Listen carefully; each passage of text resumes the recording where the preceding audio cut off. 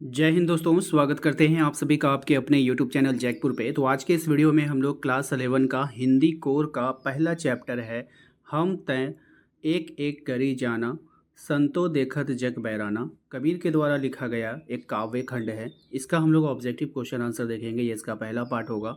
इसके बाद लगातार आप लोगों का जो है वीडियोस अपलोड होगा आर्ट्स के लिए। तो प्लीज़ यदि आप हमारे चैनल पे पहली बार विजिट कर रहे हो तो सब्सक्राइब करके बेल आइकन को दबा लीजिएगा और अपने व्हाट्सएप ग्रुप को जरूर ज्वाइन कर लीजिएगा। तो चलिए शुरू करते हैं। सबसे पहला सवाल आपके स्क्रीन पर आ चुका है कि हिंदी साहित्य के इतिहास में कबीर कौन से काल के संत के कवि थे। तो जो कबीर थे वो कौन से काल के थे ये आपको बताना है। तो ये जो थे वो भक्ति काल के कवि थे।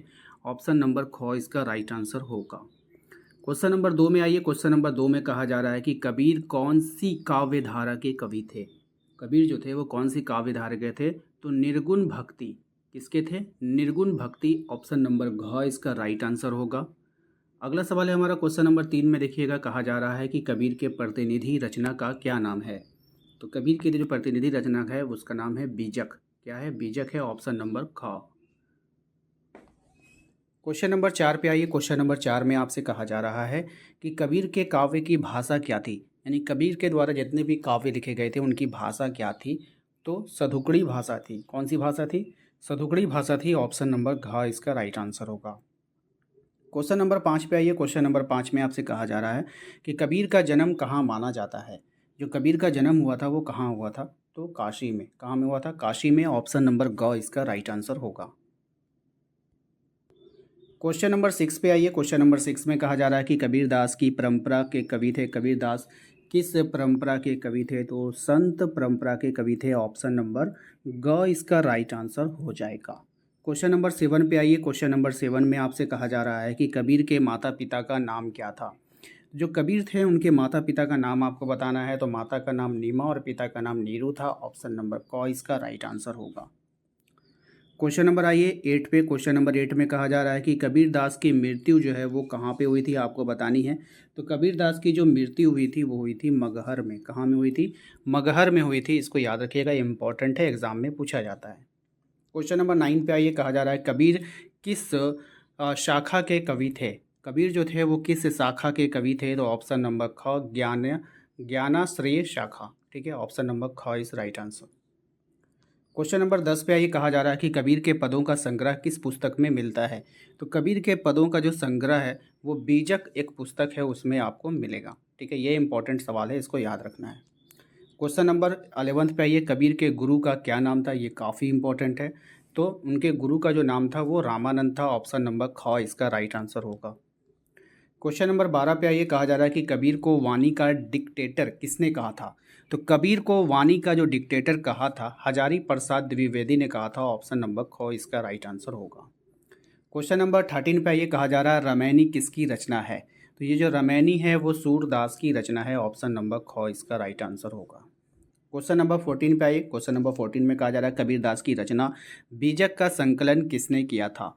तो कबीरदास की जो रचना बीजक है उसका संकलन किया था धर्मदास ने। ऑप्शन नंबर क इसका राइट आंसर होगा। क्वेश्चन नंबर आइए 15 पे। कहा जा रहा है कि गुमाना शब्द का अर्थ क्या होता है। तो गुमाना शब्द का अर्थ होता है अहंकार। ऑप्शन नंबर ग इसका राइट आंसर होगा। क्वेश्चन नंबर 16 पे आइए। कहा जा रहा है कबीरदास की पत्नी का क्या नाम था। तो कबीरदास की जो पत्नी थी उसका नाम था लोई। ऑप्शन नंबर को इसका राइट आंसर होगा।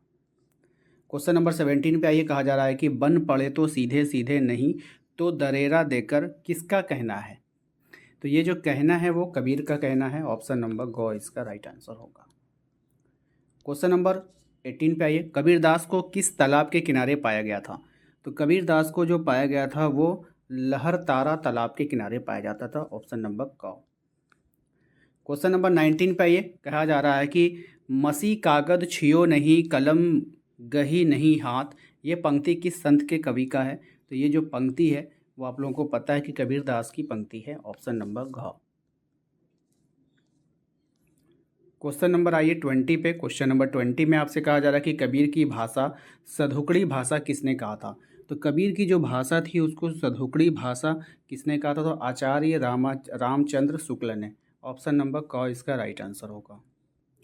क्वेश्चन नंबर आइए 21 पे। क्वेश्चन नंबर 21 में कहा जा रहा है कि कुम्हार कितने प्रकार की मिट्टी को मिलाकर बर्तन का निर्माण करता है। तो जो कुम्हार होते हैं वो एक ही प्रकार के बर्तन को मिट्टी को मिलाकर बर्तन का निर्माण करते हैं। ऑप्शन नंबर ख इसका राइट आंसर होगा। क्वेश्चन नंबर 22 पे आइए। कहा जा रहा है कि एकै खाक गड़े सब भांडे एकै कोहरा साना। इस पंक्ति में कोहरा शब्द का क्या अर्थ होता है? तो इसका अर्थ हो जाएगा कुम्हार। ऑप्शन नंबर क। क्वेश्चन नंबर आइए 23 पे। क्वेश्चन नंबर 23 में कहा जा रहा है कि कबीरदास जी ने प्रकृति के किन रूपों को एकाकर करना चाहा है? तो कबीरदास जी ने किसको कहा है? तो पानी और हवा को। ऑप्शन नंबर ख। क्वेश्चन नंबर आइए 24 पे। कहा जा रहा है कि कबीरदास जी के अनुसार जो लोग ईश्वर को अलग अलग मानते हैं वो किस जगह के अधिकारी हैं? तो वे लोग जो अधिकारी हैं वो हैं नर्क के अधिकारी हैं। ऑप्शन नंबर ख। क्वेश्चन नंबर आइए 25 में। कहा जा रहा है कि दोजक का अर्थ क्या होता है? तो जो दोजक होता है ना उसका अर्थ होता है नर्क। ऑप्शन नंबर घ। क्वेश्चन नंबर आइए 26 में। कहा जा रहा है कि हम तो एक करी जानम में कौन सा अलंकार है? राइट आंसर हो जाएगा इसका ऑप्शन नंबर आपका ग यमक अलंकार। मानव शरीर का निर्माण कितने तत्वों से हुआ है? तो मानव शरीर का जो निर्माण है वो 5 तत्वों से हुआ है। ऑप्शन नंबर ग। क्वेश्चन नंबर 28 पे आइए। क्वेश्चन नंबर 28 में कहा जा रहा है कि जैसी बाड़ी काष्ठ की काटे में बाड़ी का अर्थ क्या होता है? तो बाड़ी का अर्थ जो होता है वो हो जाता है आपका बढ़ई। क्या हो जाएगा? बढ़ई। ऑप्शन नंबर ख।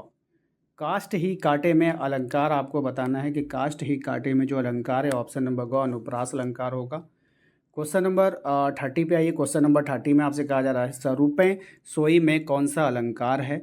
तो देखिए आप लोग जितने भी आप लोग का सब्जेक्ट है, आपने जिस जिस सब्जेक्ट को लिया है तो प्लीज़ हमें कमेंट करके ज़रूर बताइएगा आपका कौन कौन सा सब्जेक्ट है, ताकि उसके ऊपर आपका वीडियोस बन पाए। तो यहाँ पर आपको बताना है इसका अलंकार। तो राइट आंसर हो जाएगा अनुप्रास अलंकार। ऑप्शन नंबर क। वीडियो अच्छा लगा है तो वीडियो को लाइक करना है। चैनल पे पहली बार आए तो सब्सक्राइब करके बेल आइकन को जरूर प्रेस कीजिए, ताकि आने वाली हर एक वीडियो का नोटिफिकेशन आपके मोबाइल पे जाए। मिलते हैं अगले वीडियो में। Thank you.